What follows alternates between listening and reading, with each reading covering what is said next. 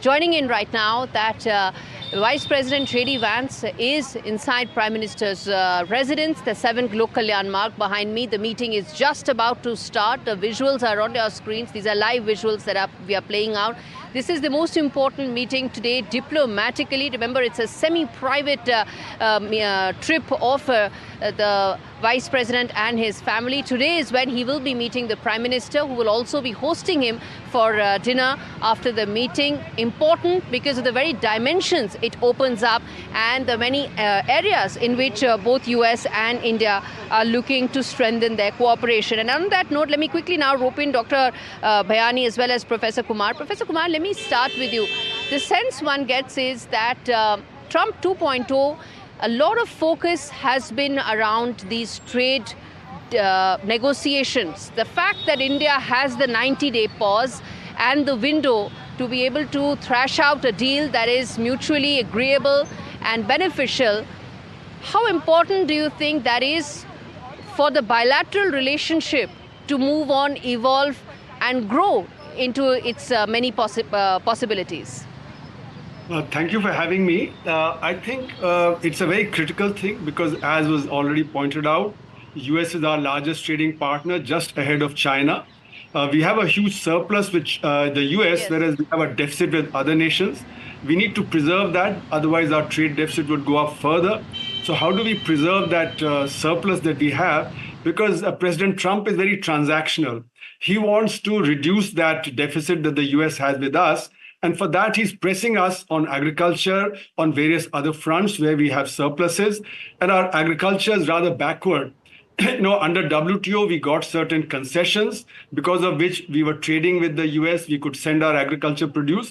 But he's been accusing India of... I was actually asking you another question, sir. You're making an important point, which is why there are divergences as far as the trade negotiations and how they need to be approached. My question was, sir, in this 90-day window, one is, of course, you lock the trade volume and you ensure that it's insulated from the broader trade tensions. But how important do you think the trade deal is to be able to unlock the potential of the bilateral relationship as a whole, not just in trade, but in other dimensions? So for us, trade is very important. For the US, it is less important because the US has a much larger trade with other countries, especially with EU and China and so on. So in other words, we are the ones who are going to be pressed very hard by the US for concessions. Our capacity to press the US for concessions would be very limited. And therefore, in a sense, we have to be very careful about how the trade negotiations go. In fact, with the EU, we've been having trade negotiations for 23 years, haven't managed to fructify them. With the UK, we've had negotiations for the last 4 years. So it's a very tricky business. Whenever we've had bilateral and multilateral agreements, India has lost out. Here, we have to try and see how to preserve our trade, especially in agriculture, because agriculture is very poor. And that's where, we are being pressed because... Hold your thought there, sir. I'm going to come back to the agriculture part of it because it's important. You're right about it. Let me now rope in Dr. Bhayani on the other aspect to it. We spoke earlier about, and through this broadcast, and NDTV has been bringing you all the details, updates about the importance of this visit, also from the fact that the second lady comes from an Indian origin, Indian heritage, something that she's spoken about at length, something that her husband, that is the Vice President, has spoken about at length. How important do you think, Dr. Bhayani, this is in terms of building the trust and building the relationship on a bilateral level? It is, thank you for being here, and it is absolutely very, very important symbolic gesture. The Indian community and diaspora in USA is very proud that the second lady is of Indian origin, and the Trump administration in the first term as well as the second term has shown tremendous warmth towards India. The Modi and Trump rapport has been phenomenal. I think we can build on that, and immediately after Trump took over, Modi ji was invited, and then after that our Tulsi Gabbard came to India. Now the Vice President is there, Elon Musk is on the way. So all these talks indicate that US has given India the topmost priority in its international relationship. And for us, all of us, that is very, very heartwarming as well as the moment of pride. Having said that, Indeed. at the same time, as you That's mentioned... a very important aspect, sir. Yes, yes. As you mentioned that this I wanted to ask about the immigration part of it, given the concerns that are now coming in, whether it's the tech talent or whether it's students, how do you see those concerns being addressed, whether it is through these meetings or these meetings acting as a bridge in terms of building more trust to be able to address some of these concerns? Absolutely. As the rapport develops and the bilateral relationship becomes warm, they will be more receptive to our suggestion. Americans know that Indian diaspora who is working here has contributed phenomenally to the America's growth. And our students have always been known to be smart. As you know, the Indian doctors, which I represent, are every seventh patient in America is treated by Indian doctor. That shows that American people know and understand that Indians have tremendous goodwill in America, and stopping them to come, it is going to hurt their universities. The student enrollment India is one of the top notch. Even it has surpassed China in the student enrollment in America.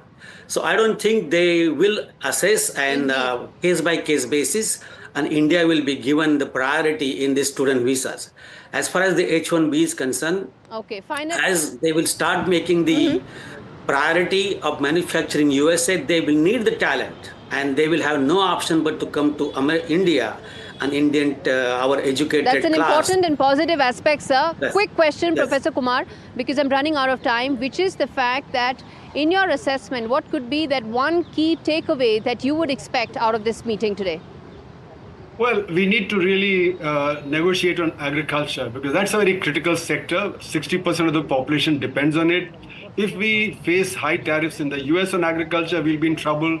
If we reduce the tariff in India on agriculture produced coming into India, our agriculture would be a huge problem. So I think we need to go back to the WTO agreement, where because of the, we are a developing country, we need special concessions from the US, especially with regard to agriculture. We can buy more defense equipment. Yes. We can, have some negotiations on electronics and other items going to the US. But I think the critical thing would be agriculture. Once that agreement is reached, I think an overall agreement would be possible. And I think maybe the Prime Minister would try and negotiate that with the Vice President Vance, because that should be the key focus, as you ask. All right, I'll leave it there. Thank you so much, Professor Kumar and Dr. Bhayani, for joining me today on India Global, on a story that has many ramifications. And bottom line, viewers, really is that while we cover this meeting very closely and the takeaways of this would be equally important, there are some long-term ramifications of these visits, and visits like Vice President JD Vance's current visit right now, which is that India-US relationship is now sitting on 5 key pillars, not just 1, not 2, but 5, trade being one of them. But beyond trade, there is technology.